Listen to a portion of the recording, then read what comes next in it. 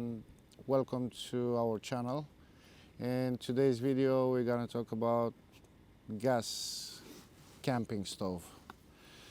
I have here the 4 class 1 for over a year. It served me very well in the last year. And all my trips, motorbike trips, fishing, I took it at work, making coffees and cooking food and pretty much everything. This one has a automatic ignition system, which is very helpful.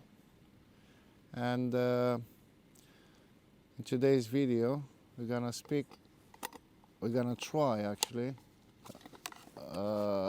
another one from Vango, which is way smaller, and it doesn't have an automatic ignition system, so you're gonna need a lighter or matches or whatever. And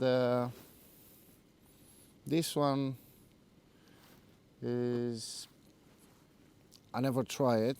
I have no idea how it works, if it works. So tested making a coffee to see if it works. Outside it's a little bit windy.